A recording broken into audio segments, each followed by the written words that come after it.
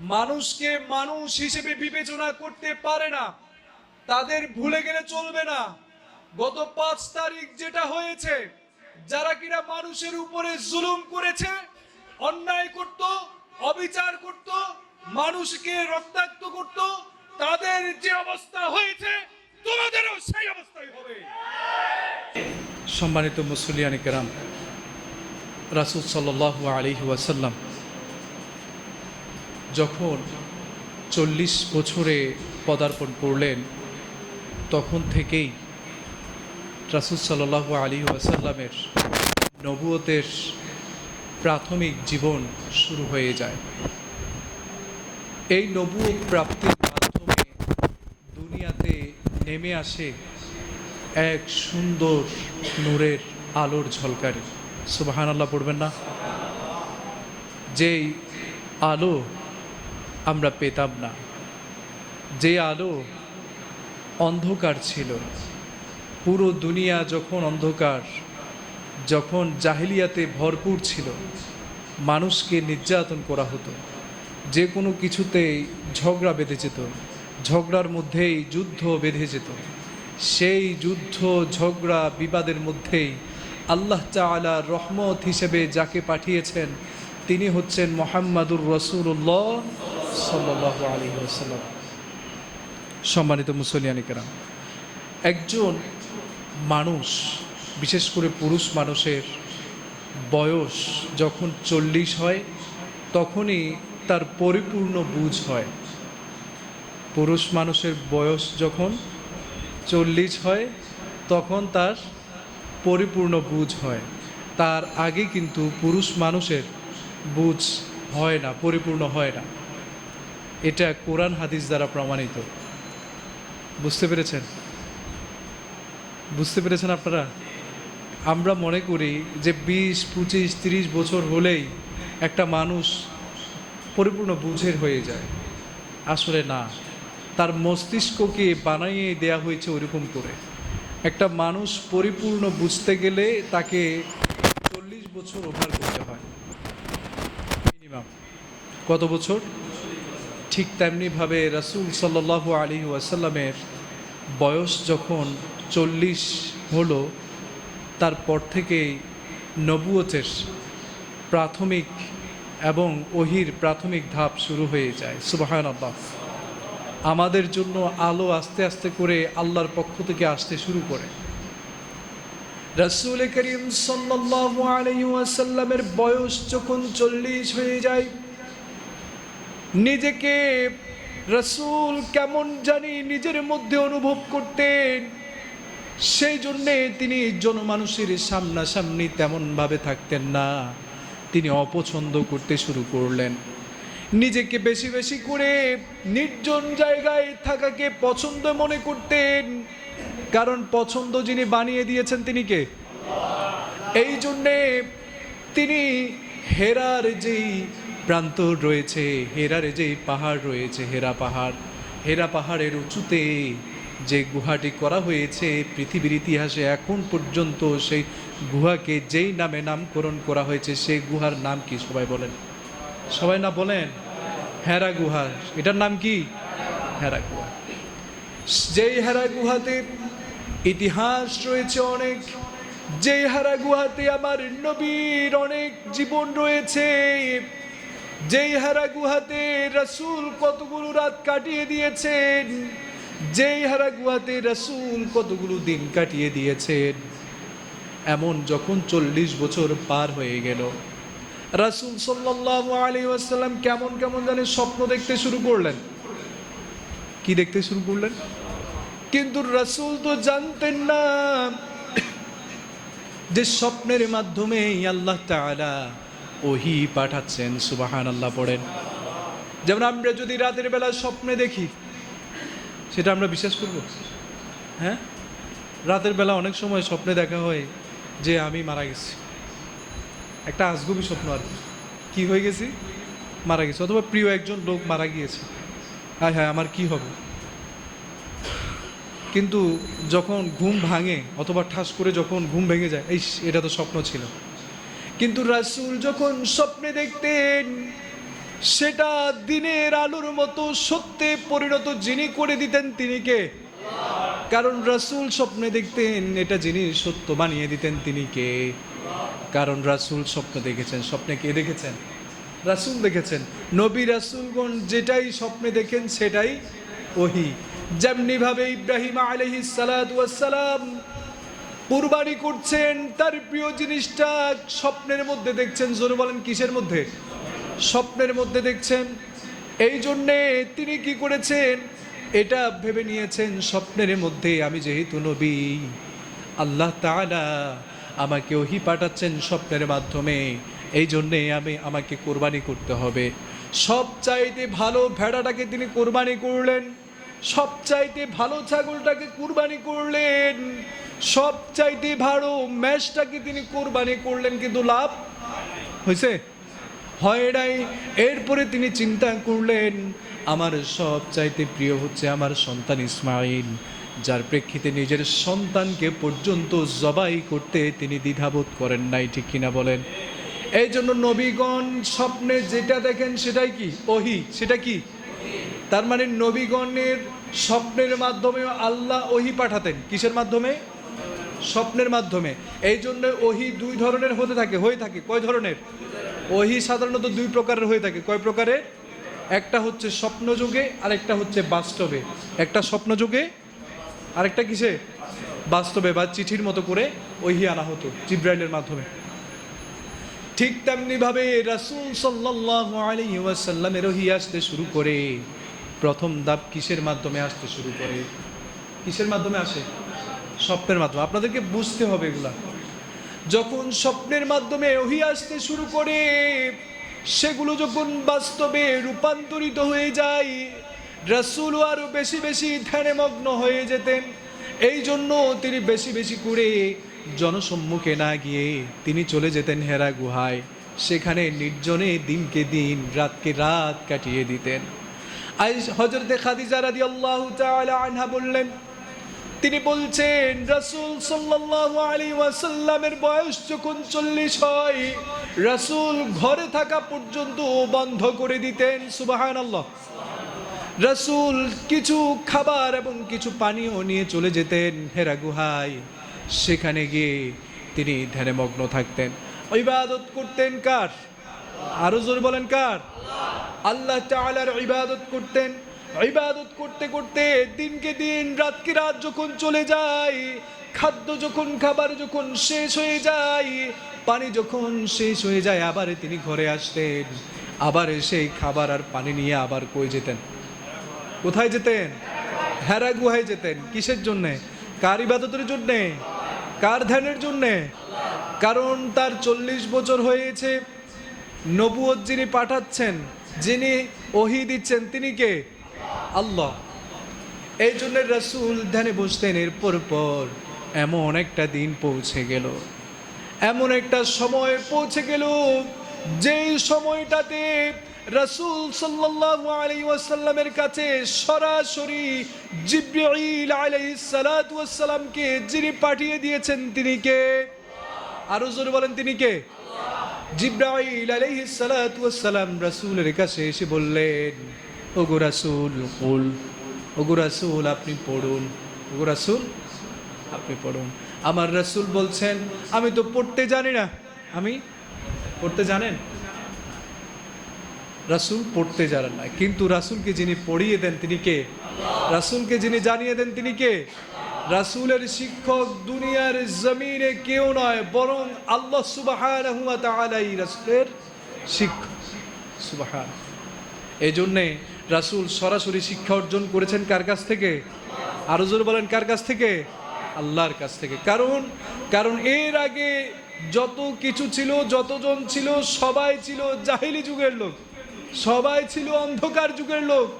তাকে শিখানোর মতো এমন কোনো মানুষের তখনও পর্যন্ত পয়দা হয়নি, বরং আল্লাহ সুবহানাহু ওয়া তাআলা রাসূলকে নিজেই শিক্ষা দান করেছেন। সুবহানাল্লাহ। এই জন্যে রাসূলের শিক্ষক যিনি তিনি কে? আরো জোরে বলেন তিনি কে? রাসূল সাল্লাল্লাহু আলাইহি ওয়াসাল্লামের কাছে জিবরাইল আলাইহিস সালাতু ওয়াস সালাম এসে বললেন, ওগো রাসূল আপনি পড়ুন। রাসূল বললেন, আমি তো পড়তে জানি না। এরপরে জিবরাইল আলাইহিস সালাতু ওয়াস সালাম রাসূল সাল্লাল্লাহু আলাইহি ওয়াসাল্লামকে জড়িয়ে ধরে সজোরে একটা চাপ দিলেন। চাপ দেওয়ার পরে রাসূলকে আবার বললেন, ওগো রাসূল আপনি পড়ুন। রাসূল আবার বললেন, আমি তো পড়তে জানি না। এরপরে আবার যখন রাসূলকে বললেন, ওগো রাসূল আপনি পড়ুন, সবাই পড়েন, ইকরা বিসমি রাব্বিকাল্লাযী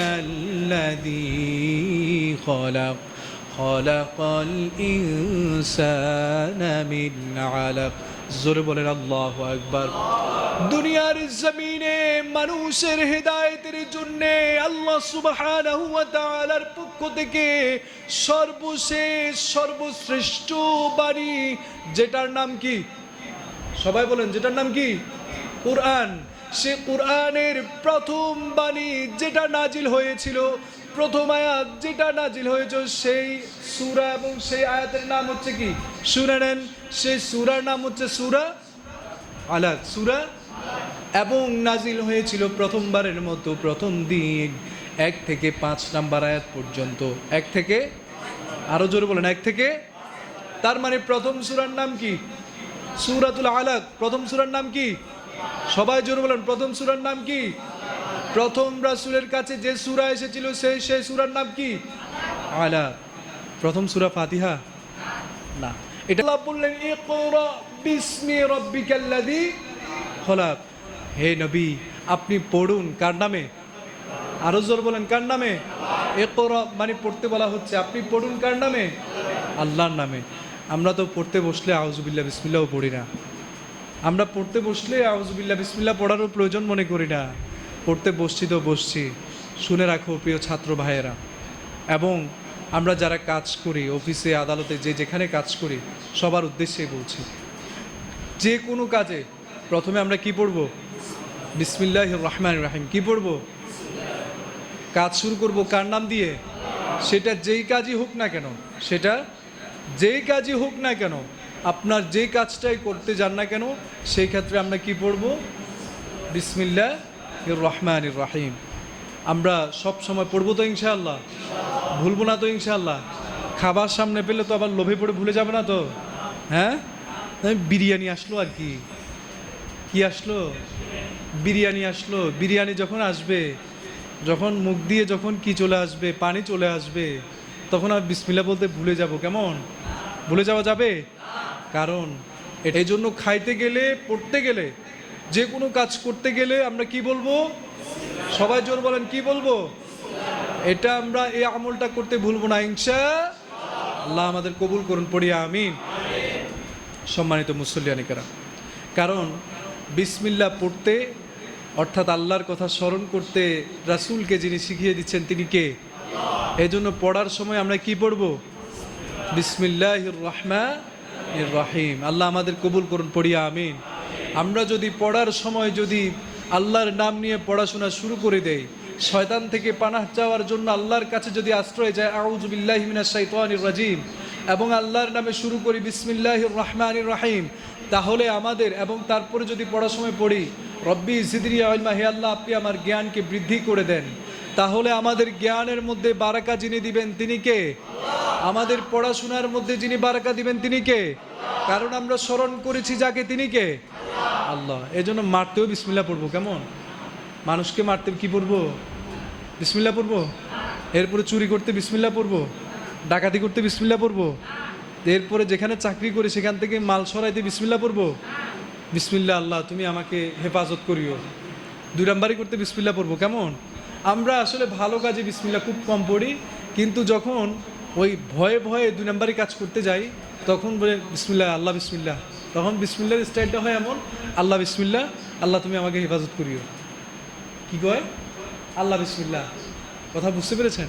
তাই আমরা এই ধরনের বিসমিল্লাহ আমরা বলবো না, আমরা ভালো কাজে বিসমিল্লাহ ইউজ করবো ইনশাআল্লাহ। ওই যে একটু আগে বলেছিলাম যে কোনো কাজে বিসমিল্লাহ পড়বো, এই জন্য আপনারা আবার মসজিদের বাইরে গিয়ে বলে না হুজুরে বলছে যে কোনো কাজ করতে বিসমিল্লাহ বলতে, এরকম করা যাবে না। আল্লাহ আমাদের কবুল করুন, পড়ি আমিন। সম্মানিত মুসল্লিয়ানে কেরাম, এরপরে রাসূল সাল্লাল্লাহু আলাইহি ওয়াসাল্লামের কাছে সূরা আলাকের 1 থেকে 5 নম্বর আয়াত পর্যন্ত নাজিল হয়ে গেল। এরপরে জিবরাইল আলাইহিস সালাতু ওয়াস সালাম আবার চলে গেলেন। রাসূল সাল্লাল্লাহু আলাইহি ওয়াসাল্লাম ভয় পেয়ে গিয়েছেন, আতঙ্কিত হয়ে গিয়েছেন, গায়ের মধ্যে প্রচন্ড জ্বর চলে এসেছে, প্রত্যেকটা লোম খাড়ি দাঁড়িয়ে গিয়েছে। এরপরে রাসূল সাল্লাল্লাহু আলাইহি ওয়াসাল্লাম অনেক কষ্ট করে নিজের বাড়িতে ফিরলেন। বাড়িতে ফিরে খাদিজা রাদিয়াল্লাহু তাআলা আনহাকে বললেন, ও খাদিজা, আমাকে কাঁথা মুড়িয়ে দাও, আমার অনেক ঠান্ডা লাগছে, আমাকে কাঁথা মুড়িয়ে দাও, আমার খুব খারাপ লাগছে। শুয়ে গেলেন বিছানার মধ্যে। এরপর খাদিজা রাদিয়াল্লাহু তাআলা আনহা রাসূল সাল্লাল্লাহু আলাইহি ওয়াসাল্লামকে কাঁথা মুড়িয়ে দিলেন। এরপরে বললেন, ও গো আল্লাহর রাসূল, আমাকে বলে দিন আপনার কি হয়েছে, আপনি এমন কেন করছেন? সময় যত যাচ্ছে আমার মনে হচ্ছে আপনার শরীরটা শুধু খারাপই হচ্ছে, আমাকে বলুন আপনার কি হয়েছে। এরপর রাসূল বললেন, সবগুলো ঘটনা খুলে বললেন, আমার কাছে বিশাল দেহের কি যেন একটা এসেছিল। কারণ তখন তো প্রথমবারের মতো ডাইরেক্ট কি হয়েছে, ওহী নাজিল হয়েছে এবং জিবরাইল আলাইহিস সালাম নিয়ে আসতেন। আমার কাছে কি যেন একটা বিশাল আকার ধারণ করে এসেছিল, এসে আমাকে কি যেন বললো, পড়তে বললো, কিন্তু আমি তো পড়তে পারছিলাম না। সে আমাকে জড়িয়ে ধরে অনেক জোরে আলিঙ্গন করলো। এরপর আমি যখন আবারও বললো, আমাকে পড়তে বললো, আমি তো আবার বললাম আমি পড়তে পারছিলাম না। সে আমাকে আবারও আলিঙ্গন করলো জোরে সোরে, আবারও সে আমাকে পড়তে বললো এবং নিজেই বলে দিল। আমি তখন এভাবে করে পড়লাম, সেও এটা শুনে অবাক হয়ে যাচ্ছে। রাসূল শুধু ঘামাচ্ছে এবং পুরো লোমটা এখনো পর্যন্ত দাঁড়িয়ে আছে। নিজেও চিন্তা করতে পারছে না যে কি হলো, এমন কি হলো, সুস্থ মানুষ হঠাৎ করে এমন কি হয়ে গেল। এই জন্য নিজে চলে গেলেন নিজের চাচাতো ভাই ওয়ারাকা ইবনে নওফলের কাছে। জোরে বলেন, নাম কি বলেন? Waraqa ibn Nawfal. Waraqa ibn, আরো বলেন ওয়ারাকা ইবনে। এটা আবার মন্ত্রী সাহেব না, এটা আবার মন্ত্রী সাহেব না। এই ওয়ারাকা ছিলেন খুব জ্ঞানী। এটার মধ্যে উনি খ্রিস্টান হলেও, জাহেলি যুগের খ্রিস্টান ধর্মের হলেও এনাদের মতো নাস্তিক্যবাদের না। বুঝতে পেরেছেন?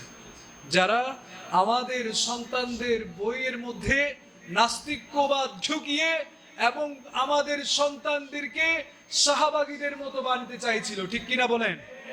কিন্তু এই ওয়ারাকা ইবনে নওফল, সে কিন্তু আবার খ্রিস্টান হলেও তার কিন্তু কি ছিল? জ্ঞান ছিল, ব্রেইন ভালো ছিল এবং সে বুঝতে পারত, ফিকির করত। ঠিক তেমনি ভাবে রাসূলকে নিয়ে গেলেন কোথায়? তার চাচাতো ভাই কার কাছে? ওয়ারাকা ইবনে নওফলের কাছে। ওয়ারাকা ইবনে নওফলের কাছে গেল। সে জাহেলি যুগের খ্রিস্টান এবং পরবর্তীতে সে খ্রিস্টান পাদ্রী হয়ে যায়। কিন্তু রাসূলকে যে সময়ে নিয়ে যাওয়া হয় সেই সময় তার এতই বয়স হয়েছিল, বয়সের এভারে সে চোখে আর দেখতে পেত না, ঠিক মতো ভালোভাবে কানেও শুনতো না, কোন রকম সবার সাথে চলাফেরাও ঠিকভাবে করতে পারতো না, কোন রকম ঘরের মধ্যে মানুষের সাথে কথা বলতো, যারা পরামর্শ নিতে আসতো তাদেরকে পরামর্শ দিত। খাদিজা রাদিয়াল্লাহু তাআলা আনহা নিজের স্বামীকে নিয়ে চলে গেলেন তার চাচাতো ভাই ওয়ারাকা ইবনে নওফলের কাছে। গিয়ে বললেন, আমাকে এমন কোন পরামর্শ দাও, দেখো তো আমার প্রাণপ্রিয় স্বামীর কি হয়েছে, কিছুই তো বুঝতে পারছি না, কোনো পরামর্শ তো দাও যাতে করে সে আগের মতো ঠিক হয়ে যায়। রাসূল সাল্লাল্লাহু আলাইহি ওয়াসাল্লাম কি আবার এদিকে আবার খাদিজা রাদিয়াল্লাহু তাআলা আনহা সান্ত্বনা দিচ্ছেন, ওগো নবী, আপনি চিন্তা করবেন না, আপনি আতঙ্কিত হবেন না, কারণ আল্লাহ তাআলা আপনাকে অপমানিত করবেন না। জোরে বলেন সুবহানাল্লাহ। একজন স্ত্রী একজন স্বামীর প্রতি কতটুকু বিশ্বাস থাকলে, কতটুকু শ্রদ্ধা থাকলে এভাবে করে আল্লাহর কাছে এবং স্বামীকে এইভাবে করে সান্ত্বনা দিতে পারে। ঠিক কিনা বলেন না? এটা হচ্ছে স্বামী স্ত্রীর মহব্বত। ঠিক কিনা বলেন? ঠিক যেমনি ভাবে খাদিজা রাদিয়াল্লাহু তাআলা আনহাও দিয়েছিলেন। এরপরে রাসূলকে বললেন, ওগো রাসূল, আল্লাহ আপনাকে অপমান করবেন না। এর কারণ জানালেন চারটি। জোর বলেন কয়টি? আরো বলেন, জোর বলেন কয়টি? কারণ কয়টি? চারটি। আমি এই চারটি পয়েন্ট আমরা আজকে শুনবো এবং পয়েন্টগুলো শুনে আমল করবো ইনশাআল্লাহ। রাসূল করিম সাল্লাল্লাহু আলাইহি ওয়াসাল্লামকে কেন আল্লাহ অপমান করবেন না, এটা আপনার আমার জন্য একটা টিপস হতে পারে। কি হতে পারে? টিপস হতে পারে। কেমন? কারণ কেমন এটা যদি আপনি জানতে চান, রাসূল সাল্লাল্লাহু আলাইহি ওয়াসাল্লামকে আল্লাহ অপমানিত করবেন না, এই চারটি টিপস যদি আমরাও যদি গ্রহণ করতে পারি, তাহলে আমার মনে হচ্ছে এই হাদিস থেকে আমাদের শিক্ষা হচ্ছে, আমরাও যদি এই চারটা টিপস গ্রহণ করতে পারি, আল্লাহ তাআলাও আমাদেরকে সম্মান দান করবেন। সুবহানাল্লাহ। তাহলে এই চারটি টিপস আজকে এখান থেকে নেওয়ার দরকার আছে না নাই? মনে রাখবো তো ইনশাআল্লাহ। টিপস কয়টা? চারটা। এক নাম্বার হচ্ছে, ওগো রাসূল, আপনি তো আত্মীয় স্বজনদের সঙ্গে কখনো মানে অসম্পর্ক বা খারাপ সম্পর্ক করেননি, সবসময় সুসম্পর্ক বজায় রেখেছেন। এক নাম্বার কি? আত্মীয় স্বজনদের সাথে সুসম্পর্ক বজায় রাখতে হবে। কি রাখতে হবে? ভালো সম্পর্ক বজায় রাখতে হবে। 2 নাম্বারের কথা তিনি বললেন, ওগো রাসূল, আপনি তো অভাবগ্রস্ত যারা আছে আপনার সামর্থ্য অনুযায়ী আপনি অভাবগ্রস্তদের অভাবকে দূর করার চেষ্টা করেছেন। অভাবগ্রস্তদের অভাবকে দূর করার কি করেছেন? চেষ্টা করেছেন। 1 নাম্বার কি বলেছি? আত্মীয় স্বজনদের সাথে ভালো সম্পর্ক। 2 নাম্বার, যারা পাড়া প্রতিবেশী আছে তাদের কি অভাব, এদের মধ্যে যারা অভাবগ্রস্ত রয়েছে, ভালো মতো খেতে পারে না, তাদের অভাবকে দূর করার চেষ্টা করেছেন সামর্থ্যের মধ্যে। কিসের মধ্যে? আরো জোরে বলেন, কিসের মধ্যে? সামর্থ্যের মধ্যে। আপনারা কিন্তু মুখস্থ করতে হবে এগুলা। 1 নাম্বার কি? আবার বলেন তো, সবাই বলেন 1 নাম্বার কি? আত্মীয় স্বজনের সাথে ভালো সম্পর্ক করা। সবাই একসাথে আমার সাথে বলেন, আত্মীয় স্বজনের সাথে ভালো সম্পর্ক করতে হবে। সবাই বলেন। এটা কয় নাম্বার? 2 নাম্বার টিপস হচ্ছে যে আমার সামর্থ্য অনুযায়ী, বলেন, আমার কি অনুযায়ী? সামর্থ্য অনুযায়ী আমার সমাজের মধ্যে, বলেন, যারা অভাবগ্রস্ত রয়েছে তাদেরকে সাহায্য করা অথবা তাদের অভাব দূর করার চেষ্টা করা। সুতরাং এইখানে কয়টা টিপস? এটা। 3 নম্বরে রাসূল হযরতে খাদিজা রাদিয়াল্লাহু তাআলা আনহা রাসূলকে বলছেন, ওগো রাসূল, আমাদের কাছে যখন অসহায় আসে আপনি তো তাদেরকে আশ্রয় দেন। অসহায় মানুষ ধরেন এখানে ভুল পথে চলে এসেছে, এই আসার পরে আপনার কাছে আশ্রয় যাচ্ছে, অথবা আপনার কাছে 1 প্লেট ভাত খেতে যাচ্ছে। কি খেতে যাচ্ছে? ভাত খেতে যাচ্ছে। এরপরে আপনি মেরে দিলেন আর কি, এরপরে আপনি মারলেন আর কি। বুঝেন নাই? বুঝছেন? আরেকটু খোলাসা করতে হবে। কালকে বাংলাদেশের অক্সফোর্ড খ্যাত সবচাইতে বড় বিশ্ববিদ্যালয়, যার নাম কি? ঢাকা বিশ্ববিদ্যালয়। একটা অসহায় ছেলে সেখানে, যে কিনা দোকানদারের কাছ থেকে খুঁজে খুঁজে খাবার খায়, সে গিয়েছিল খুঁজে খাবার খাওয়ার জন্য। যার পরে কোনো একটা লোক কুৎসা রটাই দিছে যে এ চোর, এ কি? চোর। চোর সাব্যস্ত করে ওই জানোয়ার, মানুষরূপী বহুরূপী জানোয়ার, মানুষদের কাছে, কিছু ছাত্র ছাত্রীদের কাছে তারা কি করেছে? কুৎসাটা রটাই দিয়েছে। আর তারাও এতই জ্ঞানী, জ্ঞানের বশে থাকতে না পেরে, এতই পাওয়ার তাদের, একটা মানুষকে পিটাচ্ছে, চোরকে পিটাচ্ছে। কাকে কাকে পিটাচ্ছে? চোরকে পিটাচ্ছে। চোর যখন হাউমাউ করে কাঁদতে কাঁদতে বলল, আপনারা আমাকে মারেন, সমস্যা নাই, তবে আমি খুব ক্ষুধার্ত, আমাকে কিছু খাওয়ান, আমি ভাত খেতে চাই। ভাত খাওয়ানোর জন্য কয়েকটা ছাত্রছাত্রী রাজি হলো। রাজি হওয়ার পরে ভাতও দেয়া হলো। এরপরে এক সাইড থেকে শোনা যাচ্ছে যে, ভাত তো খাচ্ছিস, ভাত কেমন খাইতে? বলতেছে যে আলহামদুলিল্লাহ, অনেক ভালো, আলহামদুলিল্লাহ অনেক ভালো। তার একটা জিনিসের মধ্যে আমি একটা ভালো দিক খুঁজে পেয়েছি, যে এত বিপদের মধ্যে থেকেও সে জানে তার সামনেও বিপদ, পিছনেও বিপদ থেকে একটু বের হয়ে এসেছে। এই বিপদের মধ্যেও সে যার প্রশংসা করেছে তার নাম কি? সে খাবার খেতে খেতে বলেছে আলহামদুলিল্লাহ, খাবার অনেক ভালো। খাবারটা শেষ করতে পারে নাই পুরোপুরি, ঝোলটা তার এখনো সে প্লেটের মধ্যে ছিল। আবার তাকে ধরে এনে উদাম পিটানোর পরে, শেষমেশ পিটাতে পিটাতে মারা যাওয়ার পরে পর্যন্ত তাকে মারা হয়েছে। ইন্না লিল্লাহি ওয়া ইন্না ইলাইহি রাজিউন।